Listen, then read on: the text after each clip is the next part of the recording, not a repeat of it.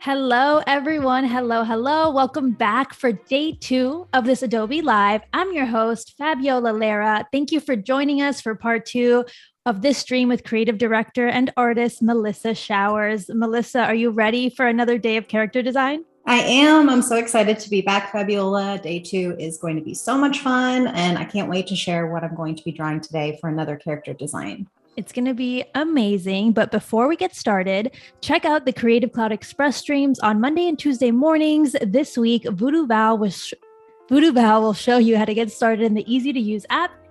This week, Voodoo Val will show you how to get started in the easy to use app. That's a mouthful. So that you can create content for your Patreon. Sorry about that, guys. Plus, start your day with the creative encores of the Photoshop Creative Challenges hosted by Sam Peterson every weekday at 9 a.m. Pacific. Tune in, challenge yourself every day, learn something new. It's a lot of fun.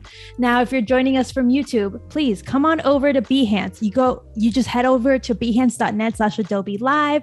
This way, you're a part of the chat. You can hang out with us. We can answer your questions. It's a really fun time. Now, one more thing before we get to work. Remember, you can catch the replays of all our Adobe live streams, even when we're offline. So go ahead and bookmark this page so you can come back and get a little refresh whenever you need it. Now, Melissa, I'm going to look at the chat. We have Joshua from San Francisco. Hello. Oliver. Hello. Richard. Thanks so much for joining us today, you guys. All right, Melissa, I'm going to hand it over to you. Feel free to reintroduce yourself for all the newbies who weren't here yesterday, and then tell us what we're getting into for day 2 of the stream. Okay, well, thanks so much for joining, everybody. This is day 2. I'm Melissa Showers. I'm a fine artist and creative director based outside of Houston, Texas. And today we're going to be doing a more realistic character design.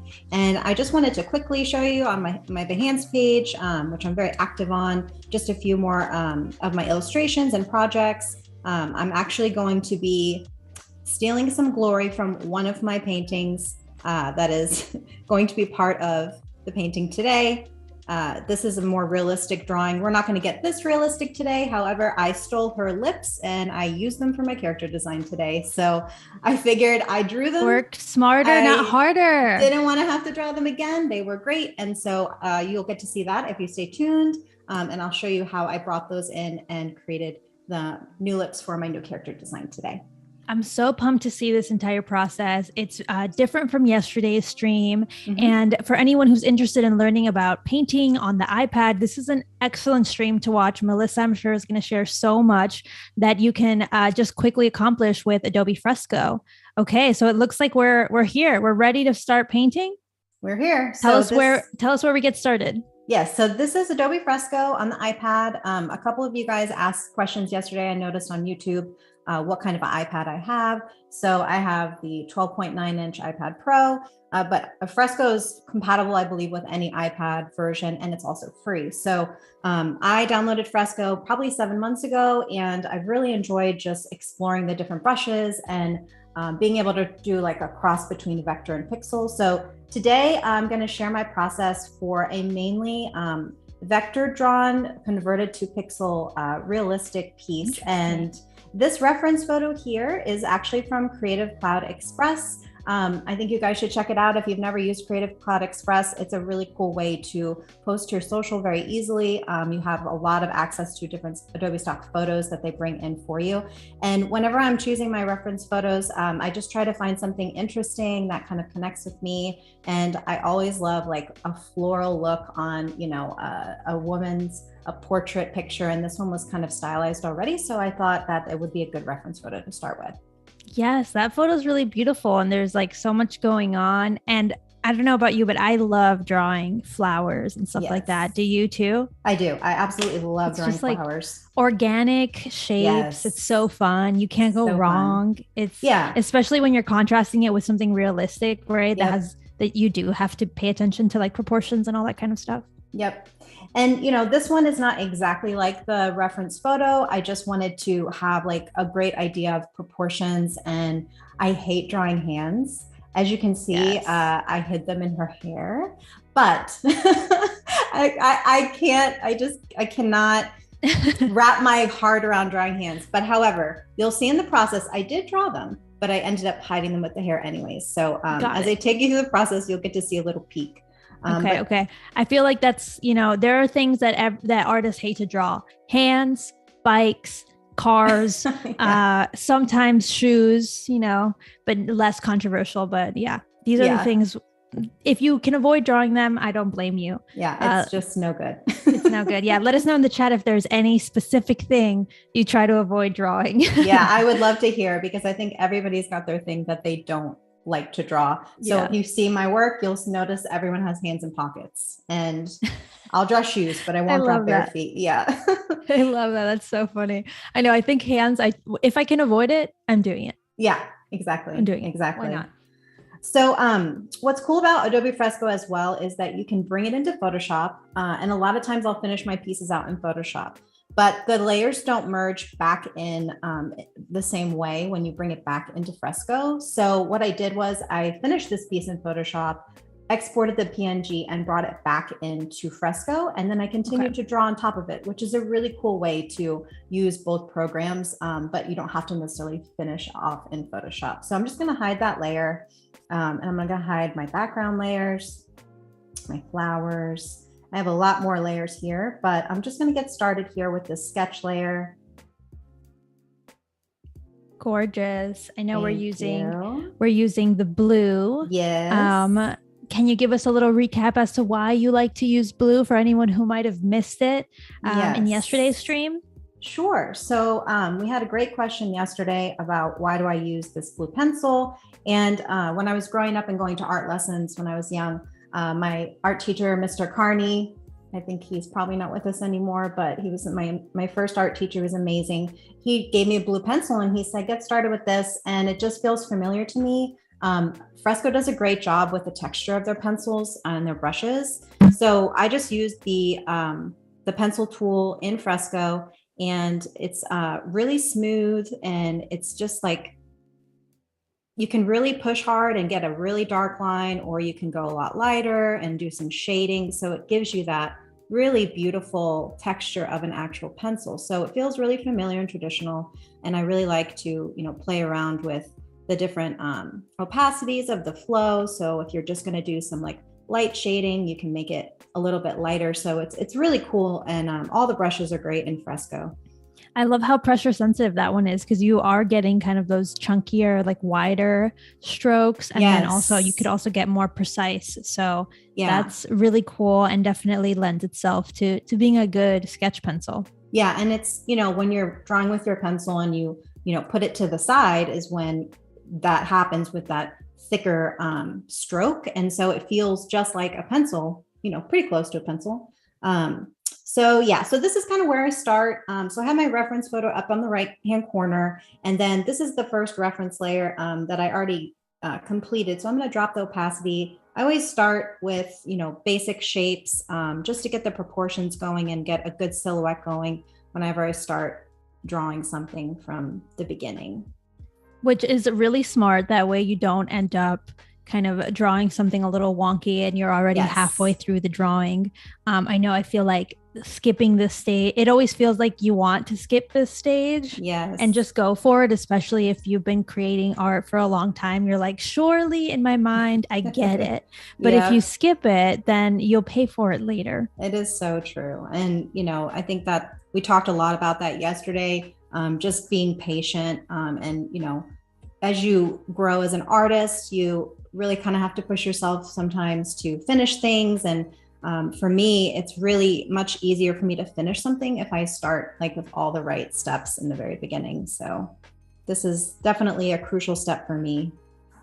Yes. And did you like take classes to better understand these proportions? I did. Or yeah, I want to know how you learned about that, just in case anyone in the stream is wondering how they can get started Yeah. kind of with this process. Yeah. So I went to the Art Institute of Houston and I went for computer animation. I wanted to design my own video games.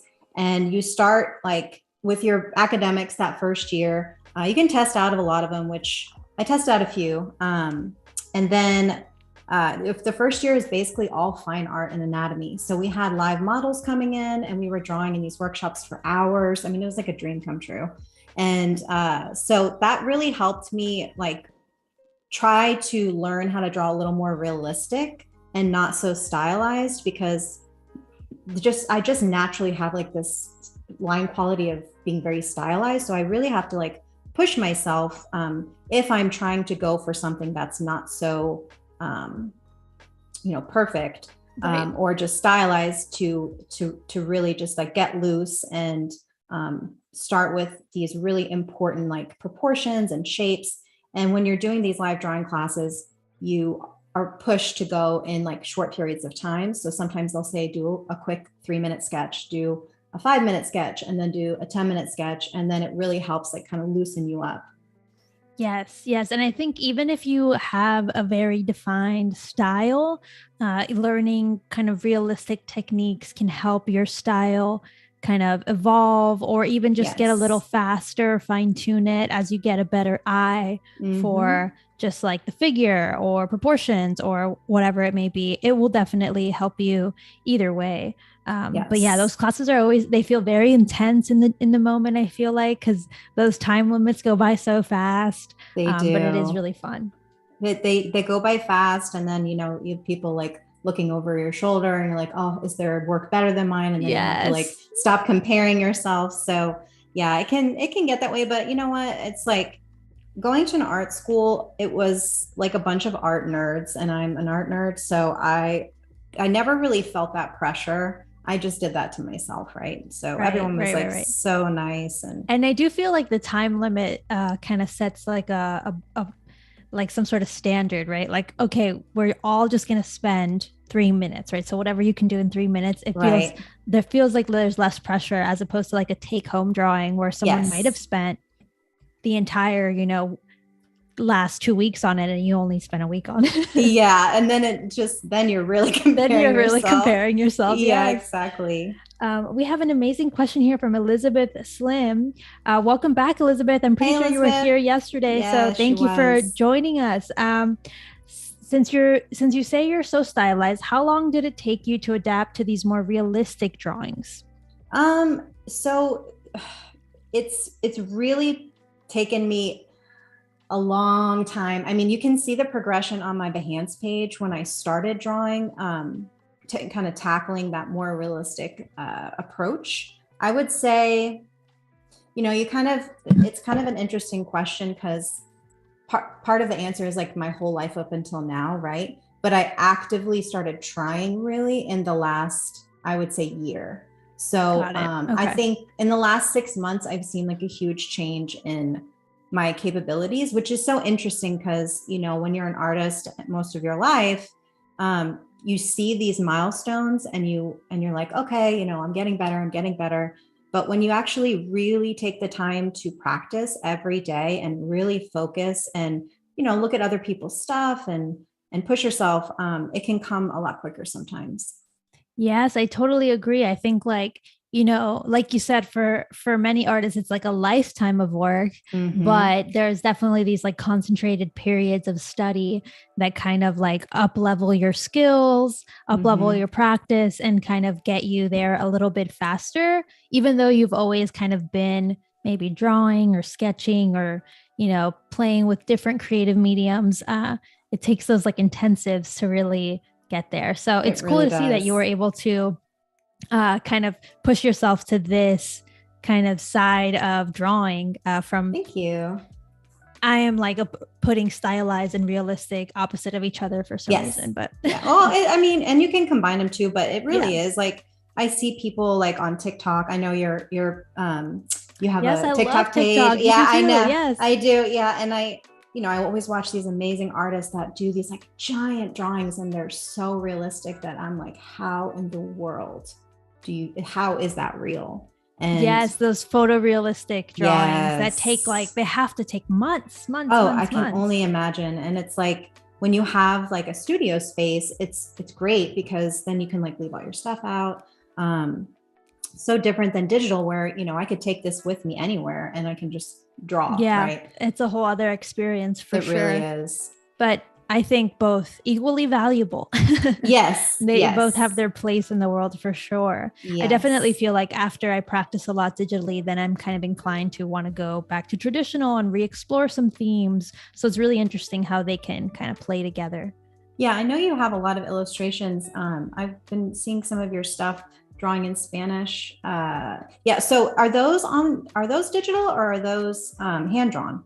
Yeah, those illustrations that I make are hand drawn, actually. Oh, okay, cool. Yes, yeah. and colored digitally, but oh, cool. Okay. Yeah, I did a lot of that I mix too. it up. Yeah, it's nice to mix up your mediums. It is. Because it gives you another effect, Yeah. And why don't you give us a little recap as to what we're doing here in Adobe Fresco for iPad for any listeners who are just joining us? Yeah. So right now I'm just kind of getting my sketch layers together. I like to do like a progression of really loose and then shading out color values. And I'm using this blue pencil because it reminds me of what I started sketching with at a young age, just like a blue HB.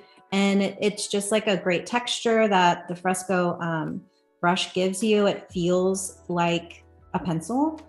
So like when I'm shading, I can move my Apple Pencil to the right and it will just allow me to manipulate the pressure and give me such like beautiful texture and shading, and it's very satisfying. It feels very natural. With a vector, it's a whole nother ball game. I think you're doing such precise lines and it's just not blending. You've got two completely different brush types, and you get the best of both worlds here in Fresco, and that's what I'm doing here. I'll be combining both of those brush types. I have a little question for you. Do you usually work with a transparent background? So I don't always. I do. For this live stream, I was, separating my layers out and I was making sure things were hidden. So I typically have like a white background to start or a darker color, like her skin tone. Okay.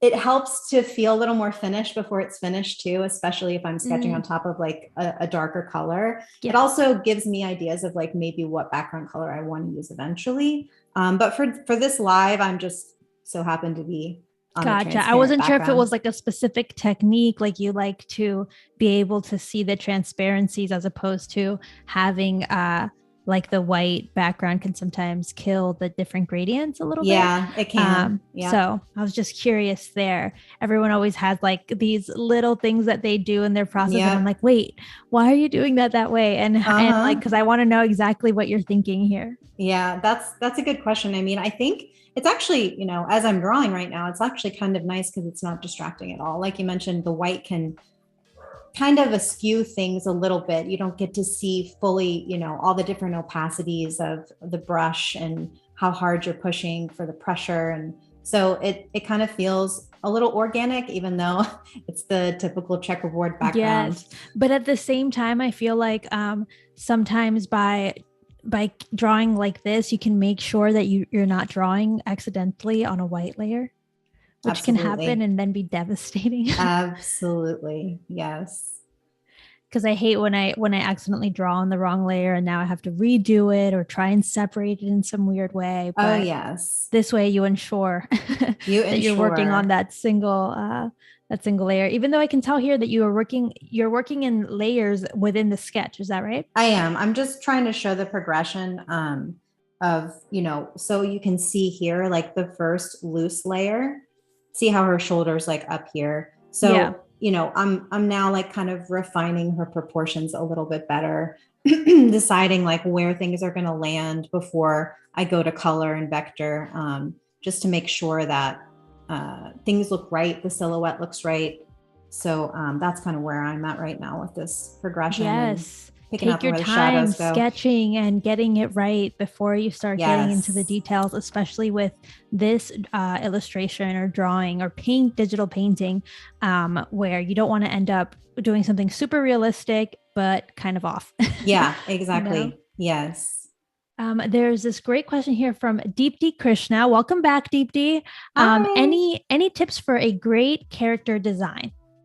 I think a great character design, I feel like you have to like have it in your soul. You have to like feel that character through and through. I like to like imagine stories about the people that I'm drawing. What is their day like? Where are they from? Where do they live? What do they like to do? What is the mood? What's the vibe? So I think when you can like figure out what emotions are going to be attached to it, at least for me, it helps me with the facial expressions. It helps me with the posture. It helps me with the colors. If I wanted to do something super feminine, then and soft, that would be a completely different vibe than like yesterday's drawing, which I created, and it was more, vector character design, but she was super moody and she was like rainbow bright Gen Z all mixed together. So I think it really just depends on inspiration, your reference photo. Where's your character going to live? Is it, something you just want in your portfolio, or are you going to put it in a background in an environment? Do you want this to be a video game character? Do you want this to be for a storybook illustration? So I think there's a lot of like scenarios and visual storytelling you can do when you're coming up with different character design ideas. Yes, I feel like the better you know your character, even if it's a made up one in your head, right? If you're not drawing from a fictional character like Harry Potter or something like that, right? The more that you can kind of define those characteristics of that character and their personality, the better you're going to be able to capture their essence in a drawing, and like do it in a way that feels true to you and the character that you're creating. So I think that's a really interesting like theory to go about it a different way, as opposed to just going off of reference images. I agree. Kind of the story behind the character. Exactly. What's the story? Have you ever like mood boarded for a character design beyond the initial reference images that maybe inspired the character, but maybe other elements of the character, like you mentioned? In college, I did a lot of that. And that was more because they were directing me to. So I don't know if I'm sure, well, you guys know World of Warcraft, right? Okay. So when it came out like a long time ago in the 90s, I was asked to do character design for that company, but it didn't work out because of some personal reasons. But I remember like studying and talking to my professors about it, and they were like, you have to do like a line sheet and show the character in every single angle, and then you have to show different facial expressions, and then you have to show them in different environments. So I think then when you're doing something like that, a mood board is so important, just for like a high level baseline of what you're looking for. So I haven't done that recently, but I do have a ton of mood boards on Behance for different characters that I want to create from like fashion models on Behance in photography. Yeah, that kind of thing. Oh, perfect. That's amazing. We'll have and to that's check for those inspiration. out. Yeah, I have so many, and I also have them for my job too. Whenever we work with a client, I'm a creative director at Designity. We create mood boards like for video production, animations, and stuff like that. So we can understand the taste level of the client, the mood, the feel, the illustration style, if it's going to be animated or stock photography. I think mood boards are a perfect place to get started really for so many artistic projects. Yeah, they definitely kind of can establish like a baseline for the project that's like a visual baseline essentially to kick off from, which is a really cool way, instead of going into like a blank page, just go. That's always the worst. That's worst hard. part. That's a hard place to start. From an empty page.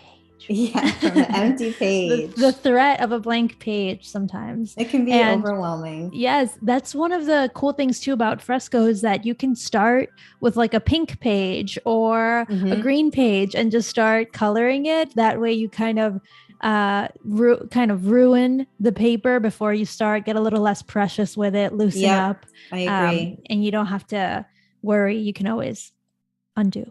Yes, always undo. So I'm just going to wrap up this phase. This is kind of a very loose sketch that I feel like I'm pretty happy with. So Yeah. Fresco has groups, so you can group your layers. One thing I would like to put out there is, does anyone know if this is real? Fresco, apparently you can name your layers in Fresco, but I don't know how to do that. And I know that interesting. I looked it up because I think it's so important that we all give that feedback to the program so they can create that. But I'm just curious if anyone in the chat knows if that's something that's possible right now, or maybe it's an upcoming feature. I haven't seen it as an upcoming feature, but it would be great because I have like 100 layers here. And it's hard to definitely navigate. Be great. Yes. I let us know, anyone in the chat, or Wade, if you have the answer to that, let me know. Let us know here. I'm not exactly sure. I thought that maybe if you double tapped it, I'm guilty of working without naming my layers pretty often, but maybe no, I don't see it in that menu there. Yeah, I looked, and I even looked like here. Right. And then I found out you can group layers, which is wonderful, but still don't know about naming the layers. So. Oh, interesting. Okay, so Wade and Gareth Williams in the chat said, yes, you can name your layers. In the layer properties, just click the layer name. The layer properties. They make it sound so easy. Oh, right there. Wait, it is so easy. Oh my goodness. You go. Wade and Gareth, thank you. Yes, and the funny thing is that we've been, you tend to use this panel a lot with the blend modes. I just thought it was like telling me again, layer, whatever. Oh my goodness. You guys just saved me so much trouble. That's amazing. I didn't know that beforehand. That's great though. Now you know. We all learned something new right here, right now on the stream. You just witnessed it. Thank you guys in the chat for coming through. Yes, it looks like several people were aware of that feature, except you and I. Oh, that's okay. But here's another thing. You can't see the name on the thumbnail. Yeah. I'm asking for too much at this point, but maybe that'll be an update. And then you never know. These updates come quick, So they do. Or it might even be a setting option at this point. I wouldn't put it past. Could be. Thanks everyone for the incredible solutions. The chat is beaming. And a reminder for everyone in the chat, if you have questions for Melissa, now that you came through and solved this for us, let us solve something for you. Drop your question in the chat. We'll get it answered. It'll be a nice time. And while you're, wait. I've moved What forward. brush are we using? What brush, what color, and why? Talk me through this a little bit. Okay, so now that I've done the sketch, I'm going to start adding all of my vector color block. Basically, it's like a paint by number situation when it comes to the way I do things. So my favorite brush is just the taper brush. It's a vector brush. It tapers at both ends. So if you have the smoothing on pretty high, it'll give you like a nice smooth line. If you have it a little bit lower, you get more of a jitter. And then you can also do this cool thing where you can make straight lines if you just hold down the Apple Pen. But this is where I kind of start blocking out color, and I'll pick the color from the actual reference photo with the eyedropper tool. So right there is where I'm going to pull the shadow from. So I'm going to add the paint bucket right there, and I'm going to put the color in there. And then on this next portion, if you notice, like I'm looking for all the darkest values now. So I have this dark color here on her collarbone. It's super dark in between her hands right here. So I'm going to pick up that color as well. So I'll just bring my eyedropper tool back over, and I will draw a little triangle. Yep. And then I will continue to color block all of those areas. And I can see that you're not being super precise at this stage with the color blocking. It's just getting the color down essentially. Yep. And that's what's so great. Like once you move to the next phase of blending with the smudge tool, all of those lines get blurred anyway. So it's not imperative for you to be so meticulous. Right. For this particular piece. For some other really super realistic pieces that I've done, I'm like in there pixel by pixel, like on the eyes and everything. Got it. Literally pixel by pixel, because I'm going for that super realistic look. Mm-hmm. Okay, that's so cool. I like that here we're working like smarter, not harder, Yeah. dropping in the colors and then perfecting as opposed to getting into the details right away. Mhm. And I love that I can see that with the vector tool, you're kind of dragging and filling the shape Mhm. instead of coloring it in, Yep, with which the is paint bucket. a simple way to just speed this whole process up. Yep, it really is. And you just have to always remember to close your lines, because sometimes if I'll draw like a whole bunch of shapes before I go back to fill them in, and then if it keeps filling the whole screen and I can't find where Right. I didn't close something. So I've learned the hard way just to do it like bucket by bucket, piece by piece. Yes. Slow down a little bit. Yeah, slow down just a little bit. Amazing. We have this question here from Julie Pereira. Okay. Hey, Hi, Julie. Julie. Yes. So, hey, Melissa, loving this. I have a question. What was the process like for you to adapt to the digital pencil? So, this is from the previous phase, but I figure let's address this question because I'm sure a lot of people have a hard time making this adjustment. Yeah, I think that's a really great question, Julie. I think that because it was like a phased thing where I didn't have my iPad until recently, probably a couple of years. I was using my mouse in Vector and Illustrator, and I was drawing with my mouse. So when I got the pencil, I was like, this is a dream come true. So I think it wasn't like a huge learning curve for me. What the learning curve was more about getting to know the brushes and like customizing my pressure, and then like tilting the pencil in a certain way and understanding it. So I think it's about like research and trial and error. I mean, there was a time where I went through on Fresco and I tested every single brush in different colors because I wanted to get to know all the brushes, in case I like missed one that could be great for me. And Kyle Webster also has great tutorial frescoes that he goes through a lot of the brushes and like the blending capabilities and mixer brushes and stuff like that. So I think it's a combination of my own research and a lot of like Adobe tutorials too. Yeah, don't be afraid to watch some other tutorials, get to Yeah. know, and to, like you said, take that little bit of time to study the tools and see Mm-hmm. what you like and what you dislike. Because a lot of the times, like you love the pencil because you know that it works great for your process, but Mm-hmm. maybe you don't need the pencil, Julie. Maybe you need to be using the vector brush instead, and that's going to be what changes it for you. You don't know until you experiment. But yeah, I've also done that of going through and like testing each one. Yep. It's the same thing I would do at an art store, test each Yeah. one. Yeah. So you got to kind of approach it the same way. Yep. And sometimes even doing like lettering exercises can Yes. help you understand the flow of the pencil. Yeah. And sometimes you can bring in your traditional material. I know you can import photos into Fresco and then Mm-hmm. trace. So that Mm-hmm. might be a way for you to kind of loosen up your hand a little bit and get used to it. And then eventually you won't even need that original traditional reference image. Yeah. I think it's important to allow yourself that, tracing is okay. Like you can practice that way. It is important to get yourself comfortable. And if that means, tracing something and getting loose, I don't think there's any shame in that at all. Yeah, for sure. Especially as you're trying to figure out your process. Mm-hmm.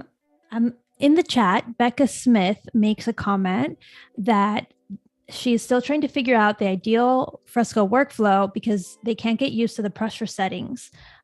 So I just wanted to note, Becca, I know that you mentioned this earlier to Melissa, is you can adjust your pressure settings. You can play with your pressure settings and see if there's something that works better for you. If you're a little heavy handed, maybe you need to adjust your pressure settings to be less sensitive or vice versa. I believe it's here in the app settings and touch. Right. So here's your Apple Pencil. So this is like right now it's system settings, but you can change all the settings here. And you can long press for an eyedropper if you don't want to go back to the paintbrush or the paint bucket tool. There's a lot of different shortcuts. So I would suggest like going through your app settings and playing around with it. You can also change the brush settings for each brush and save your favorite jigger, spacing, all the settings are also, something that it allows you to change as well. Yeah, it's definitely a process of kind of experimentation to get it all kind of in that sweet spot. Mm-hmm. And it might also just get, you might just need some time to adapt to it because Mm-hmm. maybe you just need to be practicing more on the iPad or with your stylus or whatever so that you can kind of loosen up with it. Just like when you try a new traditional material, you need maybe a little bit of time to get used to it, like anything Yeah, else. 100%. So don't be discouraged. Yeah, don't be Trial and error. discouraged. Trial and error. Great question. There's so many things to learn that you can customize within pretty much everything with Adobe. So it's like a whole world of knowledge at your fingertips. You just gotta like kind of hunt through things Yeah, and you got to learn from figure each out, other. you learn from each other and figure out what works for you and what doesn't, because there's Yes. definitely some techniques out there that maybe just aren't going to work for your process. And then there's some things that totally will. Just Yep. depends. Just depends. This is so cool seeing this come together, like go from blobs of shape to like, oh, I can see that there's like a form happening here. Right? Yeah. I'm just gonna finish this one little part and then I'm gonna move on to the next phase. But yeah, it's sometimes, yeah, and see, I haven't closed my my shape It up, so happens. it's, yeah, it happens a lot, but it's really just pretty amazing how it works. So at this point, it would take me hours to, go through and color block all of this. So it's done ahead of time for this live stream. But right now, I'm just going to hide that layer, hide this one, and I am going to go into this one, unlock, Nice. and unhide. I love that there's so many options to lock and hide and adjust your layers and group them. Wow. It's amazing. So Okay. this is kind of like, I call it like the paint by numbers phase. And this is the fun part. So once I've laid down all the color, all the shadows, and as you can see, it's still not perfect. I always duplicate this layer because it's kind of like, the diamond. The underpainting. Yeah, you need it. Yeah. Yeah. And in case I mess up this next layer, I don't want to lose it. So I'm going to hide it and lock it to make sure it stays with me. And this is where I get to start smudging things together and things really come to life. So you can see how detailed I got here in her nose.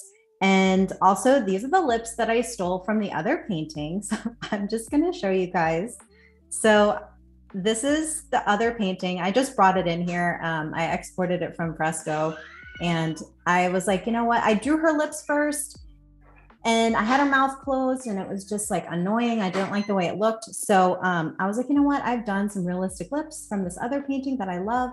So I basically just lasso tooled them in and copied them onto the layer. And then I just merged the layer down and made it a part of this particular layer. So if you have pieces that you've worked on that you want to bring in from other programs, even within the Adobe suite, you can easily do that and bring it into Fresco as an image, and then you can merge it into the layer that you're working on. It's really great. I just love that you're doing that. I just think you're working smart. You already did the work. You're working digitally. So why not just grab it from over there? I feel like in design, designers do that a lot in terms of like grabbing shapes from other forms to build new forms or referencing other projects and layouts and stuff like that. So why not do it for illustration, for painting when you're working digitally? And you can totally do that. Yep. And it just makes, for this particular piece, I was like, I'm just going to use those lips because they work. If they didn't work, I wouldn't have. That'd be another thing. Yeah. Yeah. So now I'm going to go to my smudge tool and I have my soft round opacity, which is my favorite brush. And I'm going to play around with the strength to see how much I want to smudge and also the size. So I'm going to try this first. And sometimes when I'm doing this part, so that's way too big. Sometimes when I'm doing this part, I'm like, oh, is this actually going to work? Is it going to look like how I want it to look? And this is where you get to see all the hard work of those pixels come together, because as you start to blend those colors that maybe seemed like, oh, I don't necessarily need that shade of orange. But in the nostril, it's kind of funny. Nostrils are like my favorite thing because like as you blend it, it just looks so real. And when I zoom out, you'll really be able to tell. I've never heard anyone say that before. Nostrils are my Yeah. favorite thing. Melissa Yeah. Showers Yeah. 2022. But not Perfect. hands, nostrils, Not not hands. hands. Yes, I can Um, totally see what you mean. I'm seeing this yeah. all come together. This is now a pixel layer, but before it Right. was a vector layer, right? Yes. So I converted it to pixel and it's really easy to do that. I'd have to go back out, but usually at the bottom part, when you're on the layer, you just have an option to convert to pixel. And it definitely makes things pixelated because that's its job. But when you zoom out, that's when you start to see how real it actually does look. And, compared to the other side where it looks like kind of like a blobby mess. So that's where it's really nice and forgiving when you're using the smudge tool. You don't have to be perfect on that vector layer. You just got to get things in the right position and you have to make sure the value is correct, dark to light and all that good stuff. And then as you start blending things, it just magically comes together. And it's just one of my favorite parts of doing a drawing like this. It's so satisfying. And it also is so mesmerizing too, because I can sense that you're obviously thinking about how you're trying to blend these things together. Right. But you're kind of like in this, you're so tuned in, like, and zoned into the colors that it's almost meditative, right? You're just let's push that a little bit to the left, a little bit up, blend those colors, but you can totally like zone out and just get caught up with the blending. You really can. And, I'll always get excited when I get to this phase and I'll tell my husband, okay, I'm here. I'm at this phase. I'm going to live stream the blend on Behance. And then I'll, just like sit down for a couple hours and, just blend away. And then it all comes to life. And I have to, usually I zoom out a lot just to see how things are looking and make sure I don't need to smooth things out any more than I already am. And as you can see, like with this layer being brought in from the other picture, it blends in nicely because it's merged. Excuse me. And I like the look of like a messy lipstick, like bleeding out just a little bit onto the skin. So that worked out well. And I can always go back and add highlights if I need to, because right now this is basically, the first go round of all the smudging. Right. Yes. Yes.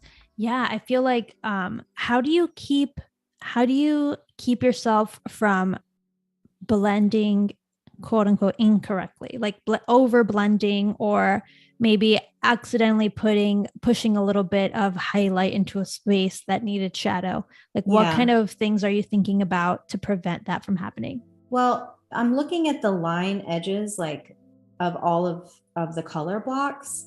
And I'm making sure that even though you see a big circle circumference on the brush, that's not necessarily what the area that's being blended. So it's extremely sensitive on the tip of the Apple Pen. I've learned where the push actually is moving things around. It feels like you're moving paint.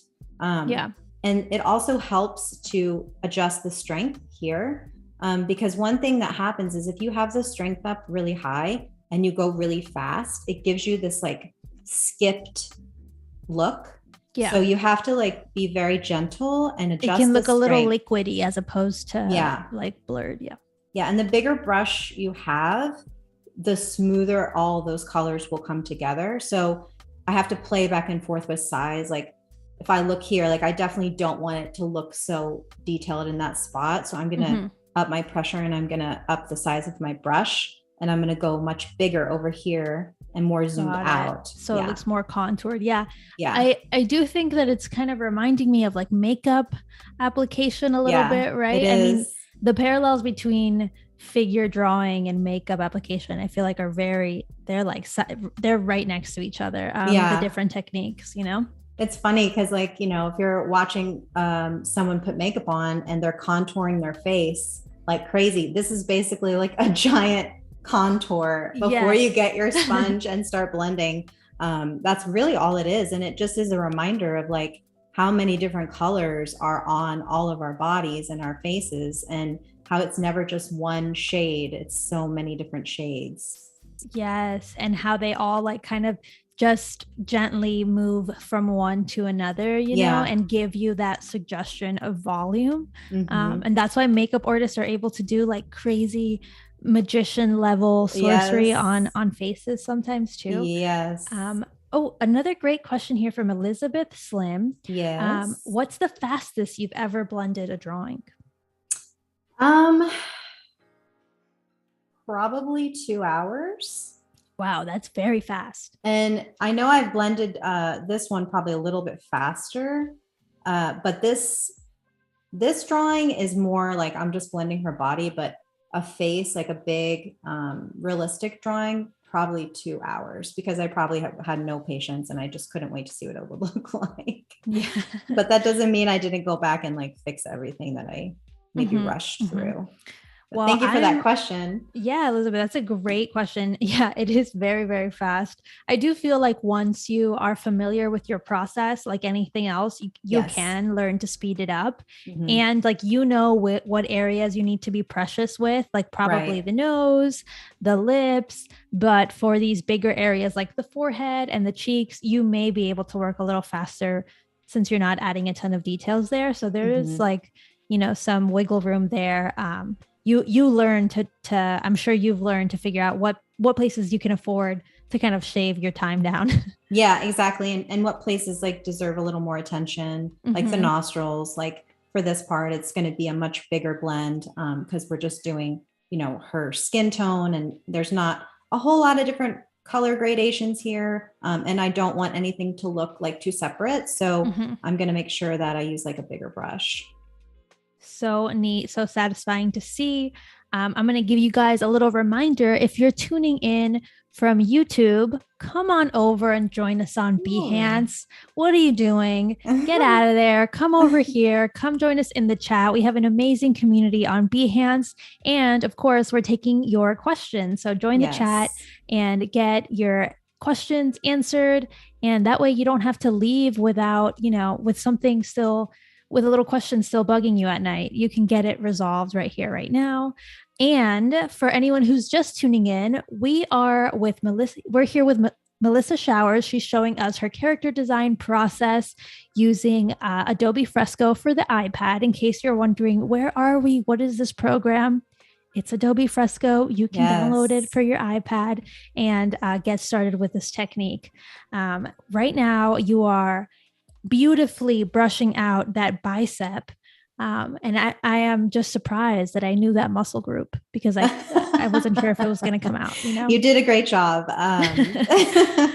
Anatomy here. Yes, anatomy. We're all learning.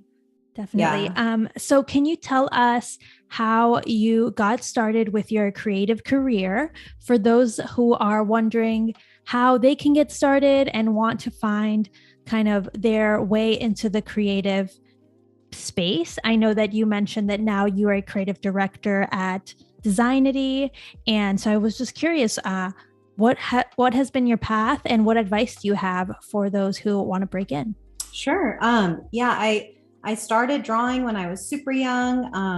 I was like drawing on stacks of Xerox paper in the kitchen with my mom. And I just kind of knew at an early age that this was something that I wanted to pursue. And so I would take art lessons. My parents were always really supportive and encouraging as a young child. And so I did that for several years. And then I'm out of Houston, Texas. We have the Glassell School of Art out here. And in high school, like I won a scholarship to go take some lessons there over the summer. And I felt like so fancy. I was like, oh my gosh, I'm making it. It was an amazing experience. Yeah, it was so fun. And so one day actually in high school, we had a rep from the Art Institute come over to the high school to talk about this college. And I had never even heard of an arts college. I was like, I'm gonna have to go to like a university and maybe like do this much art, what's going to happen if I have to do that. And I remember just being like in love with the idea of it. And I was so excited to tell my parents, and I was so hopeful that they would let me go. And they just were like, absolutely. Then they believed in me. And at this point, I wanted to do video games and I didn't really know how I was going to break into a job. I was 17 years old. So just them believing in me and giving me that opportunity to explore art college. And it was only offered for 2 years. So I only had an associate's degree. I wish I could have gone back because I loved school so very much. But, starting there and then having like my portfolio of all my, animation drawings and storyboards and stuff like that, and not really knowing where to start was extremely difficult, especially in Houston. And I had a couple of job opportunities that would have taken me out of state, but I actually got pregnant with my first son while I was in college. So that really turned things around in a different direction for me.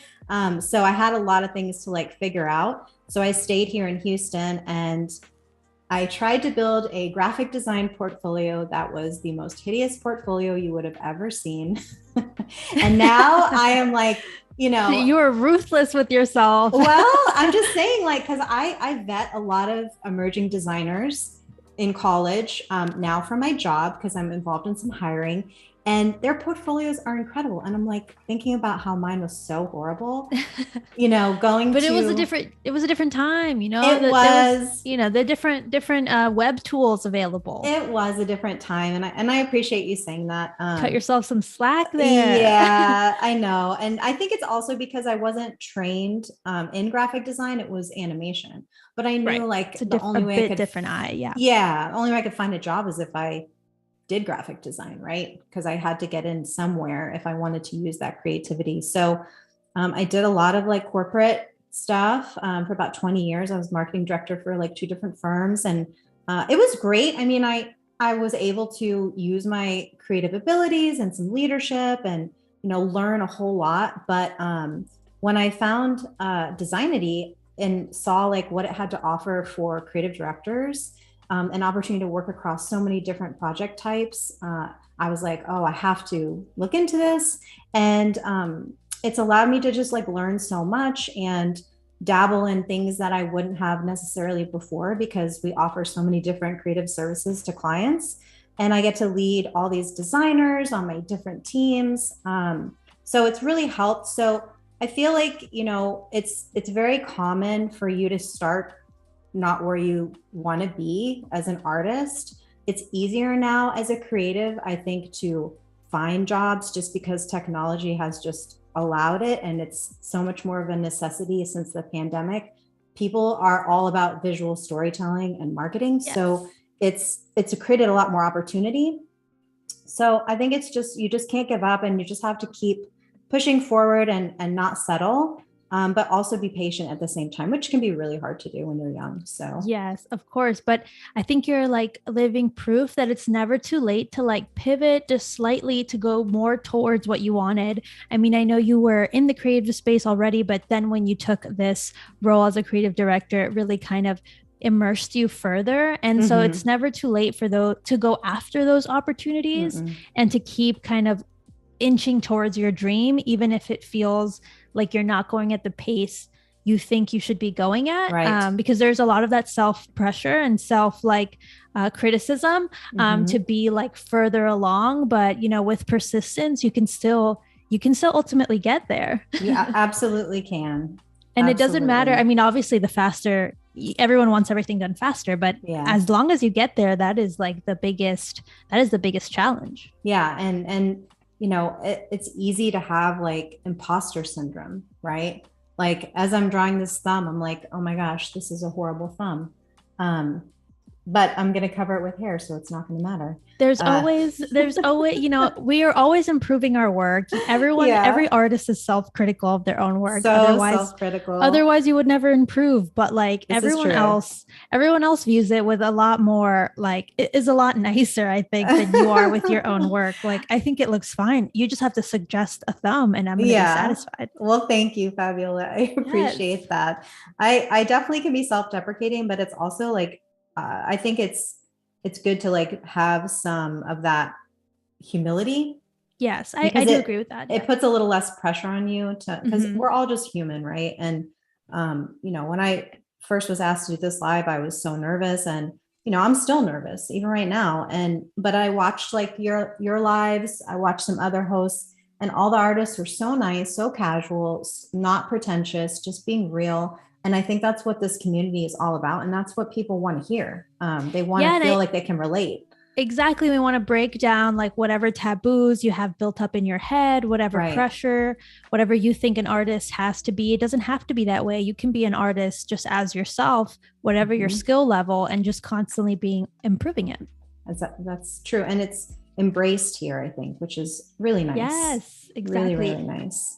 Going back to your art school days and your art education, do you think now that it's essential to go to art school, or do you think that you can be self-taught? What's your perspective there? Yeah, I don't think it's essential at all.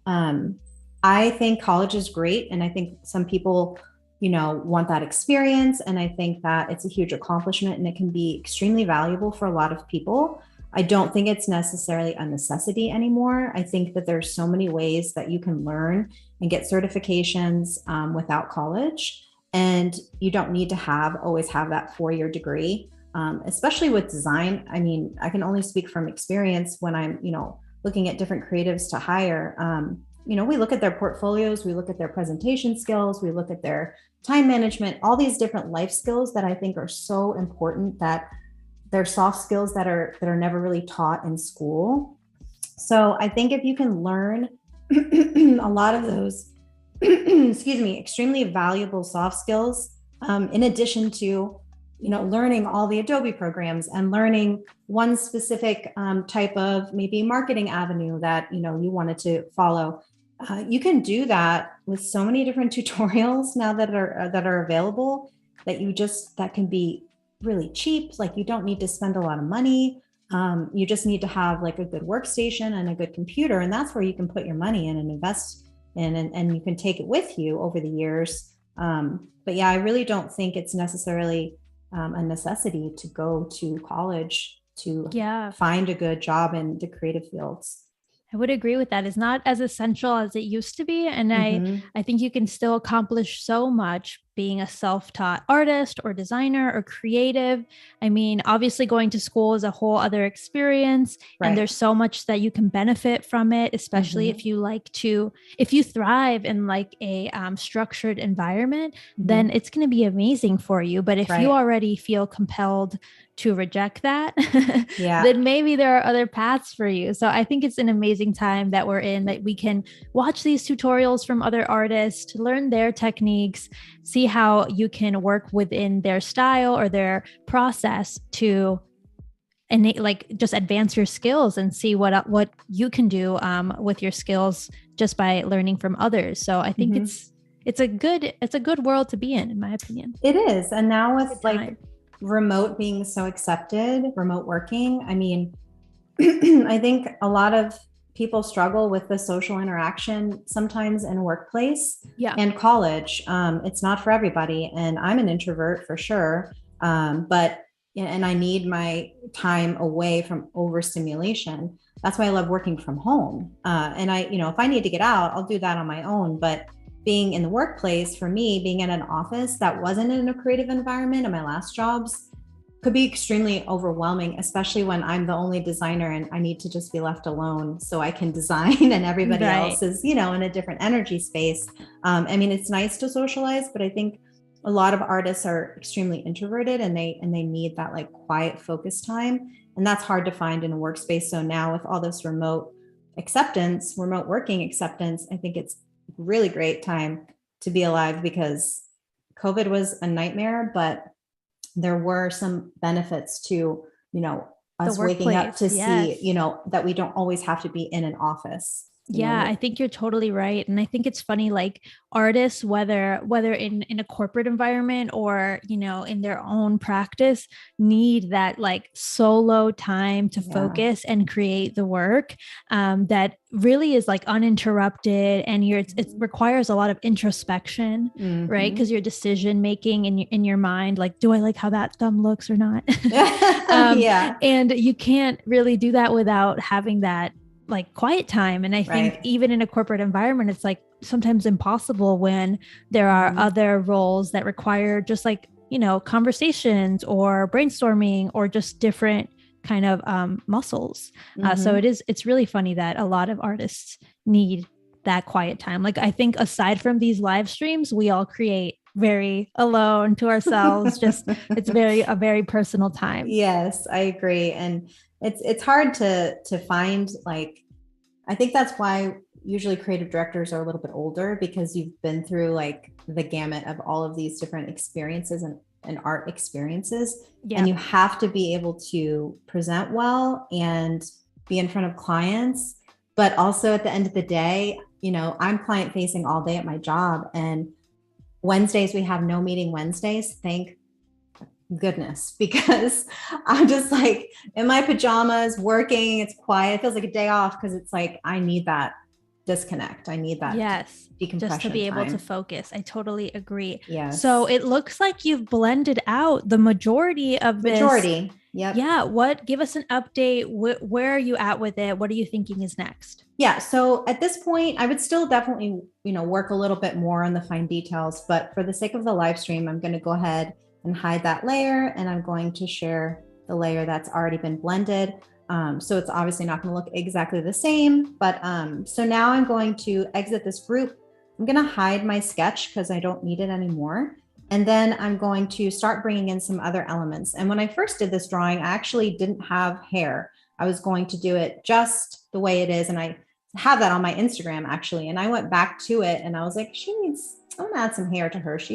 I want to give her some kind of like edgy vibe with this with this kind of blue purple hair. So what I did was I started with this kind of a look, and just going to go into my groups here, and I'm going to hide some of these layers so you can see how it started.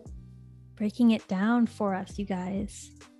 Yeah. And so if you look at the reference photo, I've got like the palm fronds, but I ended up turning them upside down because I didn't want to make things exactly look the same. I also added the flowers in, and there's so many different layers to this. So you're going to see like pieces of flowers on a certain layer. And then as I bring in other layers, there's going to be highlights on top of that. So it's a great thing, that you can always build upon each layer. So right now I have these palm fronds that I drew in vector. So same situation, I drew them and then I just blended them, and the same with her hair. So I started out with this blue hair, and I'm just going to show you guys, I can add a little bit more to it. So I picked up this like really deep blue, and now we're at a vector layer, but I'm just going to add a little bit more detail here. Cool. And then you can always convert to pixel. I like that technique that you use. Why do you think you prefer to use vector to plop in those colors as opposed to, let's say, a pixel brush that looks similar? I think it's because like I grew up drawing with like pen and marker, and I love that like crisp line. Okay. That was like my go-to drawing. So I think it just feels more natural to me versus pixel. I haven't been able to find, other than the pencil brush, something I'm really comfortable drawing with. So I feel like with the vector, you have the control, but then you can go back and like really mute it out and like blend it down with the pixel, with the smudge brush. When you convert it to a pixel layer, it just feels like a little more comfortable for me. Yeah, so I think it does have to do with like, if you've had a experience painting before, this is kind of that same thing where you plop in the color and then blur it out, as opposed to going in with a feathered brush and kind of creating that blend feeling from the beginning that then you have to still blend out anyway. Yeah. And it takes so many layers for it to, for me to be like satisfied. So I usually just keep adding, and then I'll merge it down to that pixel layer again, add more, merge it down. I tried to keep as many layers separate as possible just for the live stream so you guys could see my process, but there's a lot of layers that have been merged together for this piece. So yeah. And I think another advantage of working with the vector too is that you, like you said yesterday, you can keep some of the details. So you can keep some sharpness if you want, and then blur out any wherever you want wherever you want it to be a little softer, and still have that contrast if you want. Yep. And it's just gives you that like opportunity to, almost like when you're taking a photograph and you have the perspective and the, certain parts of it are blurred and certain parts are in focus. That's kind of the effect that I have going here, because I don't want to like go away too much from this kind of soft look. So I have to like remind myself for this piece, like don't get too vectory, keep it a little more pixel. Right. So it's a nice like way to balance it all. Yes. With your own level of control, of course. Yes, definitely. Beautiful, beautiful. I love seeing this all come together. We have a question here from Deep D. So Deep D asks, how do you deal with artistic frustration, like when things don't go your way? I'm assuming with a painting, let's say it's not going the way you want it to go. I think usually what happens is I'll start having that imposter syndrome again. And I'll think, well, this isn't as good as, as I thought it was going to be. And so sometimes if I'm really frustrated, I'll put it away for a while. Usually 24 hours, I'll come back to it and I'm like, what are you doing? This is actually good. You don't have to like be frustrated. But if I am frustrated to the point where I can't really go back and fix something, I'll just start over. I do a lot of like practice sketching first to make sure that I'm like ready to commit to something. If it doesn't feel good to me in the first hour of drawing, like from a reference or even something in my head, if it doesn't really feel good in the first hour or two, it's not meant to be for me. So I'll just move on to a different subject. Do you feel like you balance a lot of drawings at the same time since you're working that way? Or are you like completing before you even start another one? That's a great question. It's interesting. Between digital and physical painting, when I'm painting something physical, I have like several paintings going at once, but that's also because I have dry time to think of. Right. So for digital, I'm usually focused on a drawing. If it's super realistic, I will make myself start something fun on the side if I need to like break it up. And if it's like too intense, just depends on like if I'm on a roll or not. And I'm like, oh, things are going great, I'm going to finish it. But like to your question, if I get frustrated with something, then I'll give myself that break. I'll do something fun, easy, something that, I don't put pressure on myself. And that usually helps a lot. That's what I was getting at. I was just wondering, because sometimes that can happen. You need to take a little bit of a break from that specific piece, and you might be able to come back to it and kind of with a fresh set of eyes, figure out what wasn't working and, unlock it and be able to move forward. As opposed to obsessing over that piece. But it really depends, because if you're working on a lot of pieces that are the same, like Melissa, if you were working on like 3 realistic ones, it would be very intense, as opposed to kind of introducing something a little bit just more fun that lets you relax a little bit. Yes, it really would. Those pieces are really intense. I have to be in the like complete right frame of mind to start something. I actually can't wait to start my next one, just because it's been a while, but it's definitely, I have to be like kind of committed, and I have to make sure I'm vibing with whatever photo I'm going to use for reference. Yeah, it's almost like you have to be in a state of mind where you can approach it, right? You're like, okay, I'm open and receptive to this very detailed drawing. I'm ready to get to like face it for however long it's going to take me to finish it. Because you take a journey with it, right? You do. Like, it's a baby for a while. It is. And it's something that I always think is so interesting about art. You never know what somebody's going through when they're drawing their piece, right? You only see the finished piece, and there's no way that person can tell you every day, maybe one day you were in a huge fight with your partner, and so you went and drew, a flower on whatever it is you're drawing. And then the next time you put it out there and someone's like, oh, I love that flower. And it's like, there's so many stories behind everything. Right. And that's why I always like love when I hear people say, you just never know what somebody's going through. Especially like when people are, passing judgment, because it's true. You just don't. And I think art gives you an outlet, at least it does for me, where I can get lost in what I'm doing and I don't think about anything else. It really helps my brain just kind of slow down and focus, and all the noise just kind of goes away on its own naturally. And it's really therapeutic for me. Yeah, I would agree. I feel similarly. It's definitely like just another outlet and another way to kind of express yourself, despite, what maybe going on in your mind that may be a little bit stressful or anything.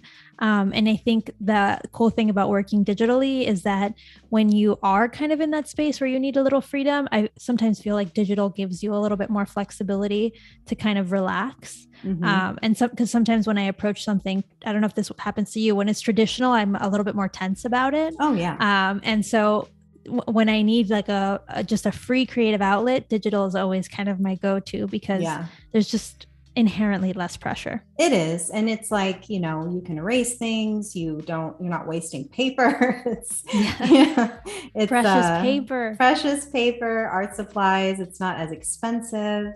And you can undo if you're in a negative place and you can't undo, that might just set you over the edge for that day. But if you're on digital, you can always just, close the app for a second. Yeah, you absolutely can. Absolutely. Speaking of like kind of drawing and painting being an outlet for you, do you have a daily creative practice these days, or a routine or anything like that? For my personal stuff, I think at least several days a week, I will grab my iPad and just sit on the couch and go through like my mood boards on Behance and see what inspires me. And I would say I probably draw at least, if I had to guess, at least 5 hours a week at the minimum. So I try to make time. Thank you. Yeah, I try to make time when my kids aren't bugging me for something, or my husband or my dog. But everyone in my house is so supportive, like of my craft, and my sister and my husband, like my kids, everybody, understands like when I need to kind of like work on my art, just kind of focus there. And they understand that routine is like really important for me, which is really an awesome support system to have. So definitely. Yeah. Getting 5 hours of drawing a week minimum is amazing. Yeah. Because sometimes it can be a struggle to show up to your own, like to face your creative demons sometimes, or, 100%, if you have to draw hands, showing up for that, it can test you. Yes, it Definitely. can. Something I wanted to point out earlier, and I just want to mention it before we keep going.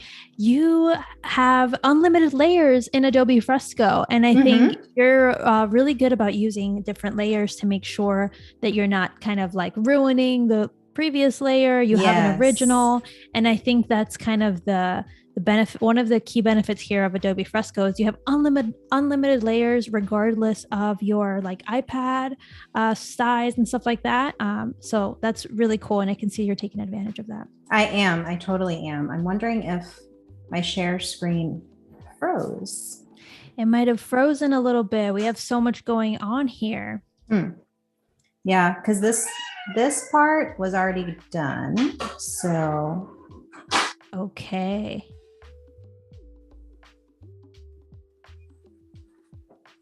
All right. So while that clears up, we're going to take a second to reload this to make sure that you guys can see everything Melissa's working on. You don't miss any of the action. In the meantime, be sure to drop in your questions for Melissa. We still have some time with her. That way you can learn everything about character design using Adobe Fresco on the iPad. Don't be shy. Bring us your questions. And once again, if you're watching on YouTube and you're furiously typing in the chat box and you're like, why aren't they answering my questions? It's because we can't see them. You need to join us on the Behance chat. Then we can answer your questions. We're not mean. We're happy to answer your questions. Just bring them on over. That's behance.net/Adobe Live. Join us. We have an amazing community over here. And in the meantime, we're waiting for this to load so that you can watch her process go down. Give us a little recap as to where we are, what stage we're in. Oh, okay. We need to go to standby. We'll be right back.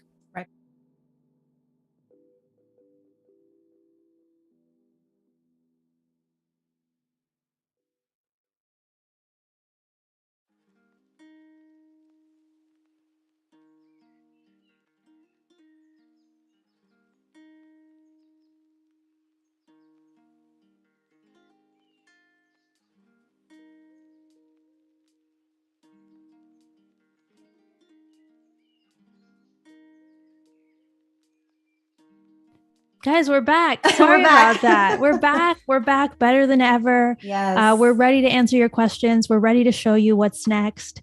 Tell us what we're up to here so we can get back to work. Yes. So my screen share stopped, but now we're back. And so I'm pretty much done with this kind of underlayer at this point. So I'm going to bring in some background colors and some background shapes from the Fresco program, which are really cool. So I'm going to just bring in this purple color, and I'm also going to bring in this gray that's underneath it because I do a lot of layer property changes. So having different background colors can affect how your top layers look when you change layer properties. And I wasn't sure how I wanted to do this background. I knew I didn't want to do like a whole bunch of flowers like it has going on here in this picture. I kind of wanted to keep things at a focal point. So I'm going to actually bring in the flowers here. So these are the finished flowers. I knew that I wanted to have like kind of this like deep blood red in between all the petals, just to kind of get that like rich, dark, moody feeling. And then for the backgrounds, I knew I wanted it to blend, you know, harmoniously together with a lot of different shapes. So that looks amazing. Thank you. So I started bringing in some shapes, and I can show you how that works. Yes. I'm going to go into this layer here. And as you can see on the layer panel, it's actually these two shapes that are part of the white flowers in the background. So I just hid them and I'm going to bring them back up on the screen. So those show up there. But what they actually are is if you go into your shapes panel, which is such a great feature of Fresco, they offer like so many different shapes for you to choose from. So you go in, this is on the comics shapes, but there's floral. And if you go into floral, you can choose like any of these shapes. So I actually was like, I wonder how this shape would look. So I went ahead and brought that in. I filled it with a really light color. I think I actually filled it with white, and I'm going to go ahead and fill it. Oh, you know what? Let me do another layer really quick. There we go. Now fill it, and it'll always ask you vector or pixel if you want to fill it in vector or pixel. So we'll just do pixel just to show how that looks. Right. Perfect. Oh, it looks so cool. I can see it. It's very sharp. Yeah, super sharp. But what I did was I put it back there and I was like, you know, I definitely want to make it a little more blendy. So I filled it actually with vector. I misspoke. So I'm going to change it to pixel so I can start smudging it out. So all you have to do is go to convert to pixel layer on your layers panel. And then I'm going to go back to my smudge tool and I'm just going to bring out those edges so that it is a little more cohesive in the background and kind of just flows a little bit better with the rest of the painting.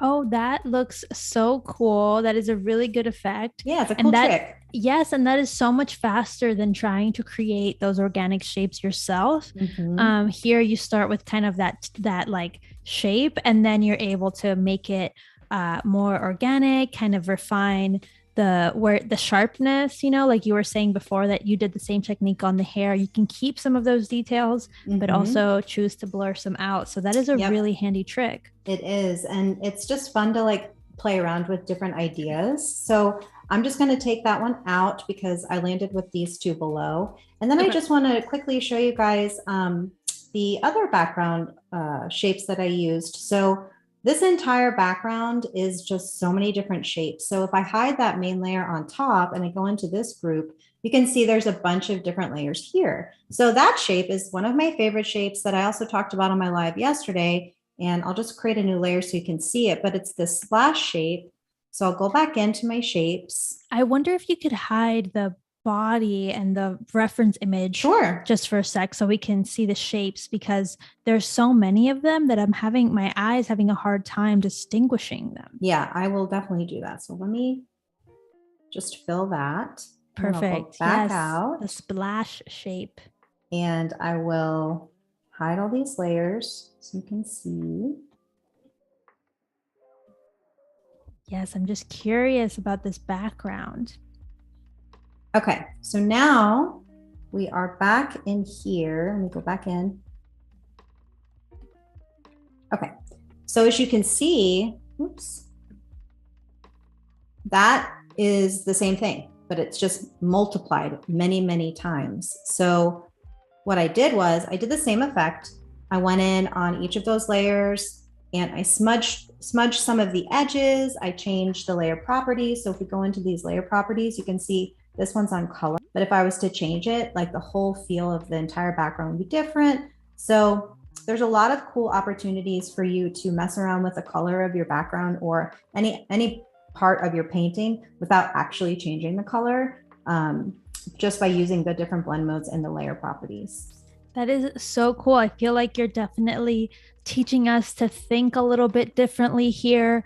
You don't have to kind of create your background from scratch, which can be sometimes really hard to figure out like what colors you want to integrate and that kind of thing, as opposed, that way you avoid a flat color of as a background. Right. This is a really fun way to add some dimension to your background without having to just kind of be stuck there wondering what you're going to add. Yeah, exactly. It's very cool. And you can, fill it with a pixel layer when you're picking your shape, or you can do it with vector. I always do it with vector first, and then I convert it to pixel because I want to keep that sharp edge just at first to see what it will actually look like.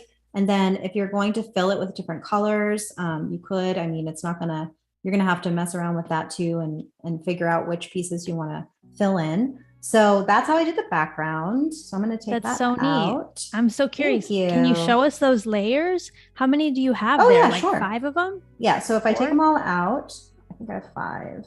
Everyone in the chat is loving this and their minds are blown. So I'm just like, let's give them a little bit more about these layers to show them exactly how you built this really cool background. Cool. Thanks. Yeah. So it's really just a matter of depth for me. So I knew in the flowers, in the center of those flowers in the top layer, there was that deep blood red. So I wanted to create some depth in the background as well. So I used that same color for the shape, blended out the outsides of it. And then I brought in one at the bottom so that I could kind of balance things out. And then I just kept going and bringing in more and more and playing with those color properties and those blend properties here. So this one is linear dodge, and I had brought the opacity down, so you can bring the opacity up and down, and just really fool around and play around with whatever you think looks good.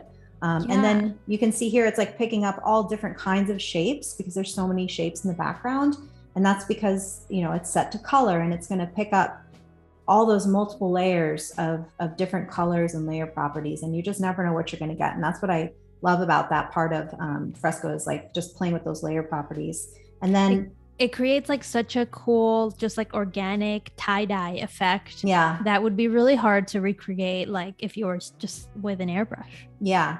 And then I brought this back in and you can play around with, all the different opacities, excuse me, the different blend modes and all that good stuff here.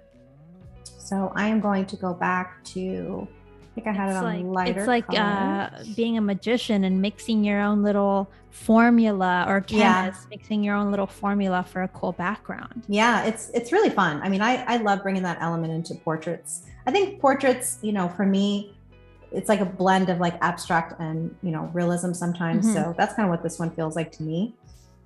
And then you, when you bring in, those flowers again, the flower layer here, it's on a divide. So that's why it's white. Got it.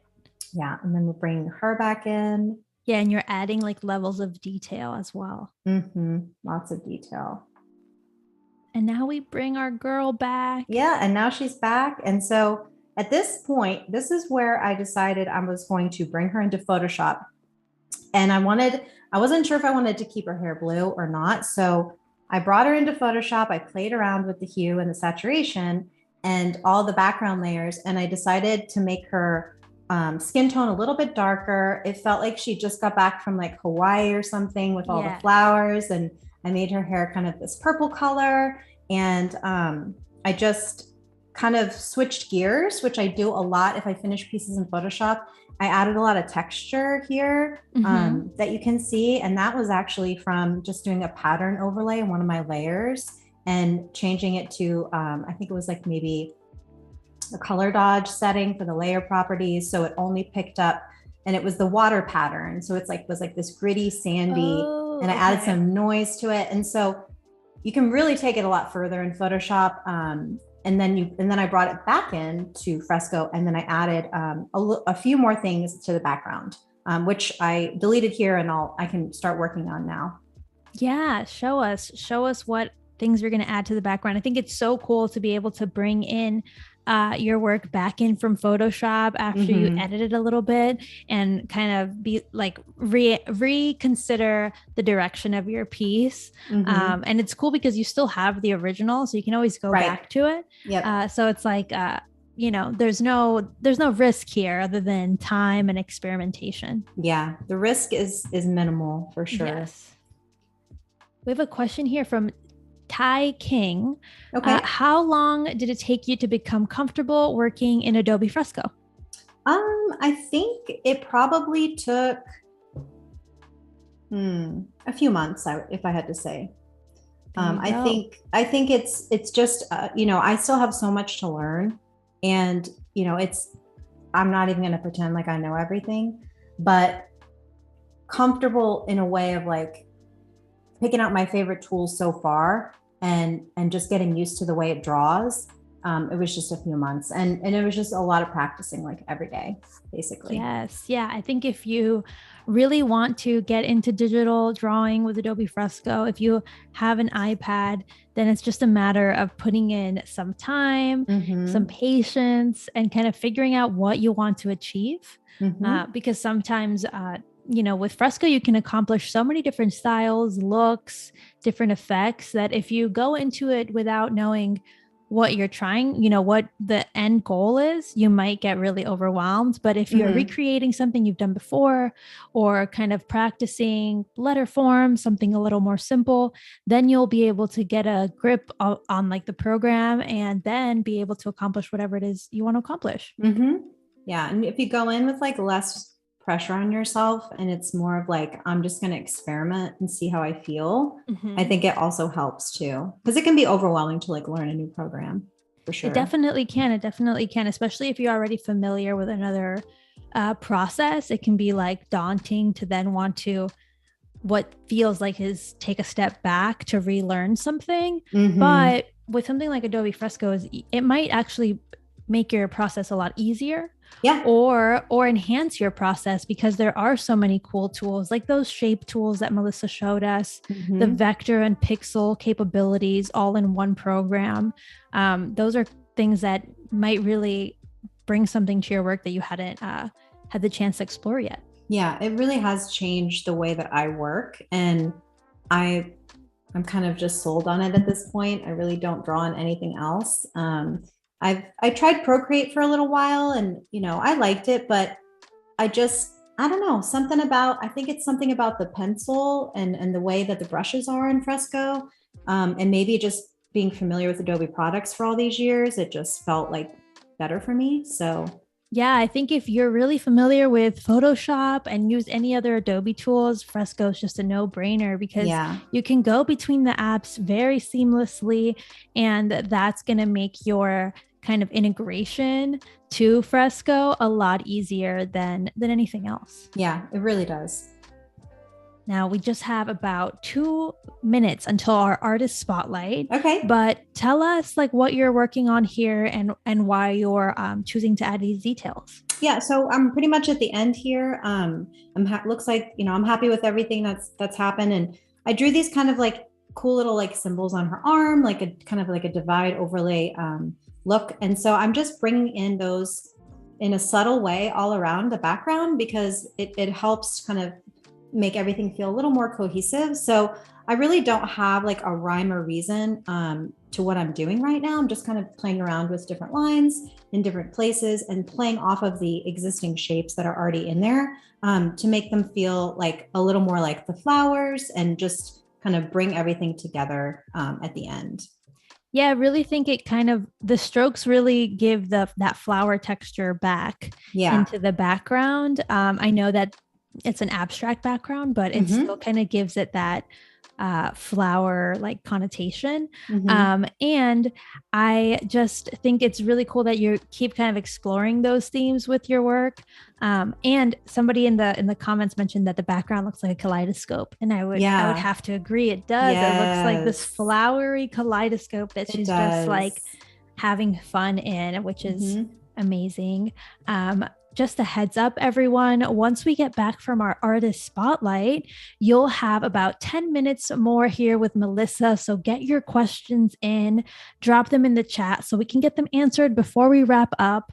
But until then, it looks like we are basically on time for our artist spotlight here. Melissa, are you ready Okay. to announce our spotlight artist? I am. So our artist spotlight is a colleague of mine. His name is Edgar Wang, and I work with him at Designity. He is an emerging designer, and he has done so much great work for me and some of my clients. So I wanted to call him out today. He's an incredibly creative person, and he has some really interesting artwork. And he's done some really cool storyboard projects for me, for some animations, for some video production for my clients. So I really just wanted to call him out because he works really hard, and I just feel like he kind of deserves this artist spotlight. Yes, this is amazing. I'm so excited that we get to spotlight Edgar. Yes. Let's take a look at some of his work. So Okay. he put in some different sketches in here that turned into like AI illustrations. So it's cool that he's showing his process here, where he's got some Seagate portal system design initial sketches with the logo here. And then if you scroll down, you can see how he recreated these in an amazing 3D way Wow, in this these is AI sketches. amazing. I To go from know. 2D to 3D like this is like shocks my system. I feel I like it's know. amazing to witness. It's really beautiful and so detailed and precise. And if you see, like, there's texture, and then the color combinations are just gorgeous. He did wireframes here. He experimented with different colors. So I mean, I just love the way that this looks. I think it's extremely creative. And then he has here another project where he did some different sketches and reports on some multidimensional war investigation. And here's where he brought it to life with these visuals. So he's got a really great sense of color theory with all of these tertiary colors brought together. And I just think his line quality is really cool because he's capable of doing very abstract, Yeah. but also very realistic when I show you some of these storyboards that he's created for my clients. So he's just got a really cool brain that I would love to dive into. He's kind of a quiet guy, still getting to know him in this first year that we've been working together, but he's always like meeting his deadlines. He works so hard for our company, and I just really thought he deserved this shout out today.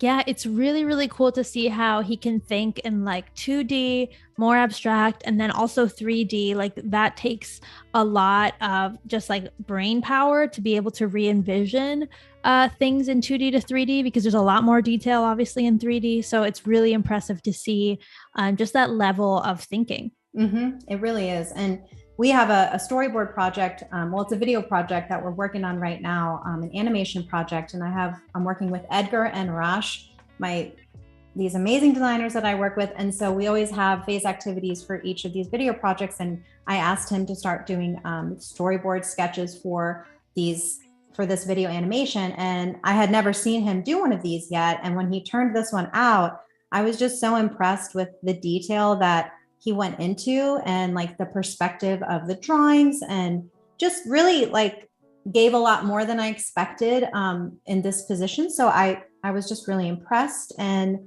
then he took it over to the hi-fi elements that he designed in Illustrator for us to use in Adobe After Effects to animate these. So Arash is going to be doing the animation, and Edgar creates these in Vector. And so he's created all the assets here that we're going to be using in our animation. And then Arash goes into After Effects and animates them. And I saw some of the animation this morning, and I was so excited to show the client later. So I'm really excited just because he's done such a great job and really went the extra mile for this project, and he continues to do so. So I just thought it was important to show him some love. Yes, this is so cool to see. Just like the it's so I always think it's really cool to see kind of how all these elements get drawn and created before they go to motion, and having to create them for the purpose of an animator who's going to then go add those motion elements does require a different kind of like mindset, right? It really and preparation. does. So it's really just cool to see that.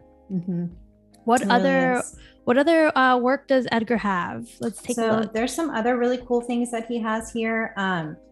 So this one's called Uncali Valley type design, and you can see like all of this 3D work that's just so beautiful and so detailed and meticulous.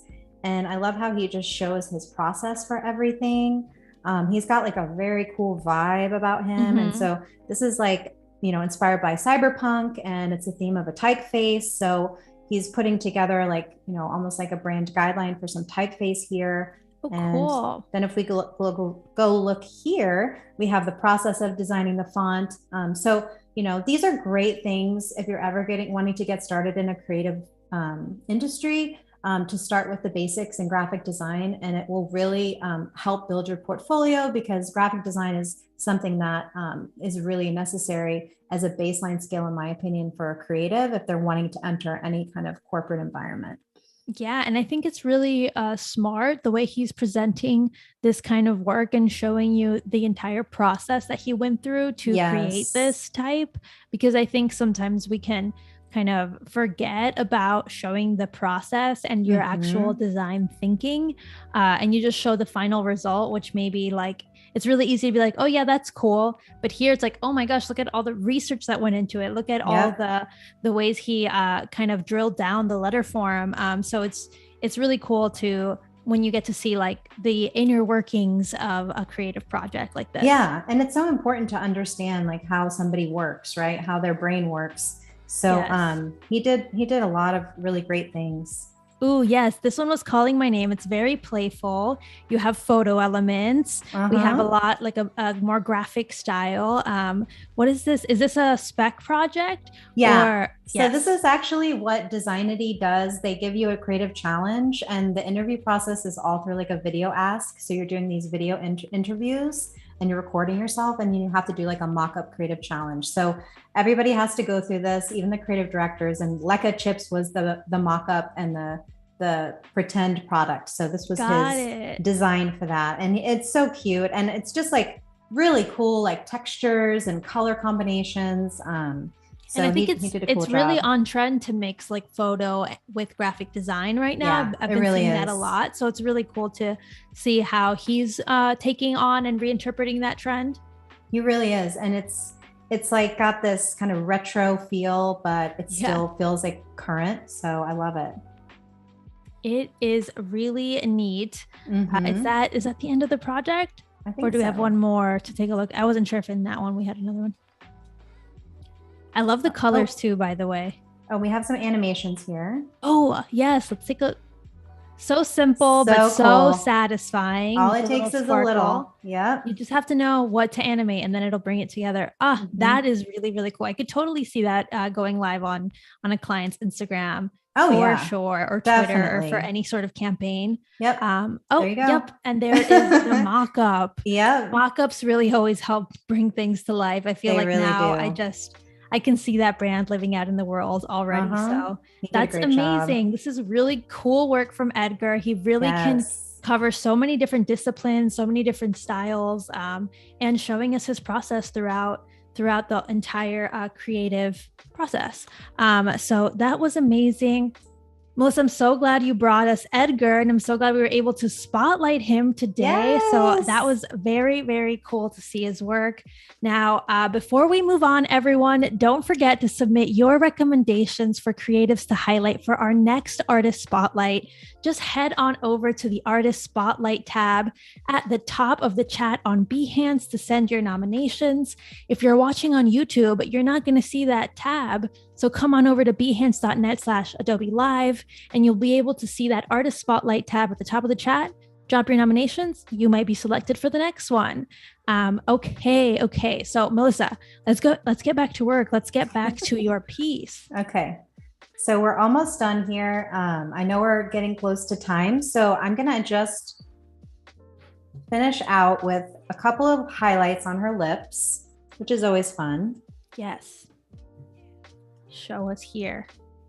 Back with the vector brush. Back with the vector.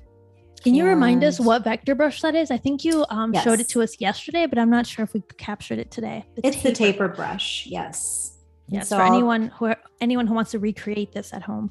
Yes. So I'm just going in and getting some loose highlights here. And then all I'm going to do is go convert to pixel layer. And I'm going to go back to my smudge brush. Oop, way too big. Hang on.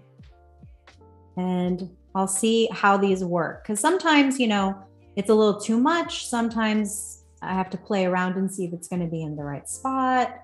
If it maybe looked better without the highlight. So it just depends. We're going to see. And I like how you're using this technique of kind of going up and down like that to kind of make it contour to the shape of the lip. Yeah.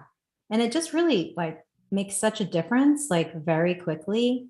So let's just see if it's, yeah. So it's just a little too much, you know. Another way you can do is just bring the opacity down a little bit.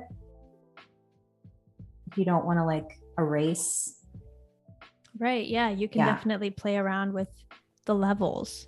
Yeah. And so right now, yeah, it's, you can play with the blend modes. That's right. You can, you know, change things up and give it a little more dimension if you wanted to change with the layer properties with the blend modes. But for now, we'll just do a little bit more smudging, and it just gives a little more dimension. Yes. A little more dimension. Yes. I really like that. I think it looks cool and definitely kind of plays to that thing of like the whitest whites and the darkest darks and kind of integrating those throughout your piece. Yeah. Very neat. What else do you think we're going to do? Are we going to work on these nostrils? Yeah, I'm going to add a few more little baby highlights here. I'm going to see how those look. Maybe add a little bit more to her lip. And then I'll do the same thing again. Actually, I'll just merge that down to the layer below and smudge these out. See how they look. Cool. Just a reminder for everyone, get your questions in while we have Melissa here. Any questions about her character design process, now's your chance before we are done with the stream. Yes, any questions you have. Hopefully I'll be back and you can ask more questions. Exactly. Do you ever work with any of the adjustment layer type of properties to kind of check your colors? Similar, I think you said you did it in Photoshop, but have you played with it here in Fresco? Oh, yes. So yes. Not to distract you from the highlights. We can maybe That's okay. That's okay. No. That was just a little too much highlight. So I'm just going to blend it out a little bit, but I'm still getting familiar with it because what it does is when you go to that property, to that layer, let's say I was to see, so I already have it here. If you notice. Yeah. So what it does is it like gives you the option to play with the brightness and the contrast, the hue saturation and the color balance. So let's say I was going to go into the hue saturation. You can even change the blend mode here. So it creates a new layer. So anything up below that, it will affect. And if I was going to change the hue, I could do that here. I could give her like this cool, like alien look where she's all blue. So there's a lot of different things you can do in Fresco that, you know, is really great to have access to without having to bring it into Photoshop. So that's something that's fun to play with. You can change, you know, if you think that maybe she needs to be brought up in lightness, and then you can obviously change the contrast and all that good stuff too. And you can change the blend modes. So if you wanted to, you know, multiply her and make her darker, there's lots of different things you can do with those adjustments in Fresco too, which is great. Yes, I figured that could be really cool for something like the background. If you're trying to just maybe see what background color might look better, or just a specific layer, even it's a quick way to kind of preview those things without having to make like a commitment to change the entire, you know, every element. Exactly. It won't exactly work on this one because my layers are separate. So it would be affecting the whole picture up here, like I just had it, but you can definitely do this trial and error. If I was to hide her, and I was to bring that hue and saturation back down to the background, then we'll be able to see if I wanted to change the background color. I think that's such a cool way to just be like, wait, maybe she's underwater. I know. Maybe she's doing something else. Maybe she's in the jungle. Totally. It definitely gives off different vibes, different moods. Like the purple's cool, and then you can change the saturation, and that will give all kinds of discotheque. She's at the discotheque. Yes, we can totally change, you know, how it feels, and it's just like such a quick trick to be able to just tweak it and see what other options there are. Sometimes I'll I don't know if you've tried this, create like a couple different color versions of the same drawing just to see if I have another color palette I haven't explored. Yep. And it's nice to be able to do that and then make your decision after, instead of like having to recreate something. Just all the flexibilities of all these digital programs make it so easy. So it's a nice change. Definitely. It's just a cool extra thing. And there's so many properties within there that you can adjust and play with. So if you haven't tried it yourself yet, go give it a shot. Yeah, give it a shot for sure. Okay, let's get back to these highlights. Yeah, so I think I added, you know, some to her nose. I don't think I'll add any more highlights. I might deepen the red here on the flowers a little bit more. Okay.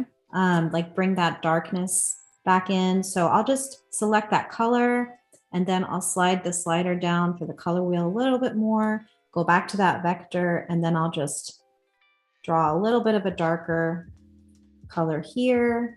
And that's basically how I built all these different red tones and all the tones really of the flowers. And then once I did that, I'll just go back, convert to pixel, smudge it out, and decide if I want to keep it like that or not.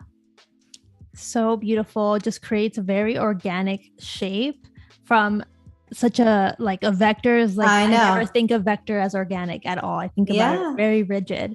And then to see how you're able to just turn it very painterly is just like a delight, and just such a cool process. Thank you. Yeah, it's really fun, and it's satisfying because you can, like, you saw how quickly I drew that, and it was like a child drew it, you know? Yeah. But when you blend it out, that's where you can have more control. It doesn't have to be perfect. It looks like painterly, like in 1 second. Yeah. And then you can change, you know, the layer properties again, and decide if you want it to be darker, lighter, color dodge, linear dodge. Sometimes there's big changes in between, you know, different types, and sometimes there aren't. So it just depends on the colors. But yeah, it's definitely fun to play with all of these things. Ooh, that one was cool. Yeah. The exclusion one it was maybe a little too subtle, but it was cool. Yeah, it added a little more green to it. Yeah. Yeah, that is cool. Yeah, so I just love seeing kind of all the different ways you use Fresco to create these different effects. It's always exciting to witness, like, oh, I haven't done that myself, but maybe I can incorporate that into my process and achieve a different effect. Yeah, I love that we can all learn from each other, you know, on these streams. I mean, I've learned so many things from different artists that have been on different streams with you guys, and just little tricks that you learn over the years, and everybody's willing to share. It doesn't have to be a secret. So I think that's like a really great thing about this community, is everyone's like willing to share their process and help each other out. Yeah, I couldn't agree more. We have a question here from Anthony Jackson. This is a funny question. I kind of saved it, Anthony. I was waiting for a good moment for this question. Did you get in trouble for drawing in class? That's funny. I can't remember a time that I did, but I know I always did. Right. Yeah, it's like I was always drawing. I couldn't tell you a specific time I got caught, but yeah. Yeah, but I did get in trouble in art class a couple of times, because I always wanted to sneak into this particular closet that my teacher had, like all her really expensive art supplies. And she like would keep it locked and everything. And I just wanted to see what was in there. And this was when Prismacolor pencils were like a huge, big deal. And she had like these really beautiful sets, the full sets that are so expensive. And I just remember seeing them and thinking, one day I'll have my own. One day I'll be able to One have day. those. Yeah. I totally get that. Yeah. Did you draw anything in specific? Is there one thing that you remember drawing a lot, like a go-to thing that you drew a lot? I feel like everyone has these phases, but yeah, it was mainly women. I've just always drawn women. Interesting. I think I mean, my moniker is and woman. That's like my brand name. And it's all about all humans really, but it's about empowering women and just kind of self-expression. A lot of my drawings have a piece of me inside. And I think because I was such like a quiet child, I just felt the need to express myself through drawing. And so I would create these characters of different like moods of myself and personalities of myself, or maybe how I wanted to be or wished I could be. So I just kind of always gravitated in that direction. That's amazing. That's really cool though, that you were able to kind of connect those dots and follow that path. Cause I think sometimes like we tend to ignore those early like themes until later, but it's really cool that you've been able to kind of like stick to it and just develop it and push it a little bit each year. And I think that's like really unique because sometimes people just like completely disregard what they did in their youth. And then it takes like, a decade before they're like, oh yeah, I used to love this. Oh yeah, I used to love this and I was actually good at it. And I was actually good at it. Yeah, exactly. For me, my drawing theme was SpongeBob. I drew a lot of SpongeBob. Oh, I love SpongeBob. It was just, he's also easy to draw. So it was like very rewarding and quick, So was it like super cartoony? Like, it was just like SpongeBob. Just like SpongeBob? Okay. Just like SpongeBob. Just That's like awesome. Freezing the TV and drawing a new version of SpongeBob at all times. So if you have something that you drew a lot of when you were a kid, let us know in the chat. I always think it's funny. Some people have horses or just like very specific characters. Like I had SpongeBob or larger themes like women or maybe fan art. Right. It's always I did a lot of anime too, actually. Yes. I loved all that kind of stuff like that maybe leads to your more stylized I think so style, right? Like that's kind of where it all began. Yep, definitely. Beautiful. I have a funny anecdote kind of similar to your story about going into the teacher's closet to kind of get those Prismacolor pencils.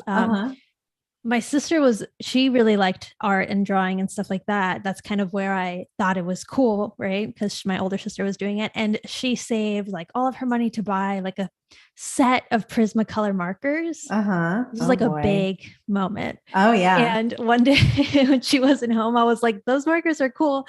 I'm going to just use them to color. And I was coloring in them in just like a coloring book, just like la, la, la, la, just using all of the colors. And she was so mad when she got home. I bet she was. I'm just surprised like running the ink.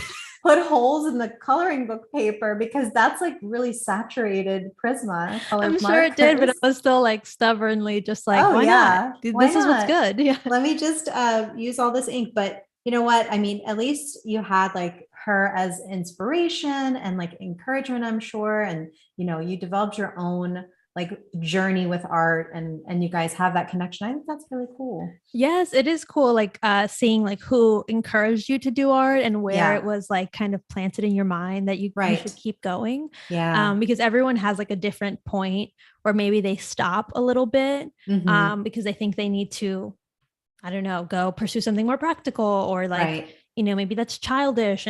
But at first, like we never, usually when you're a kid, you don't even think about that. You're just like, this is the most fun ever. It's the most fun. And I think when art stops being fun is when you need to like take a minute to get back to that fun. Because, when it becomes a job and that's an amazing dream, right? But it can not be always fun, right? Because it's not just for you. So I think that's why I also make the time to draw each week because I'm doing art all day, not necessarily illustration, but it's my career.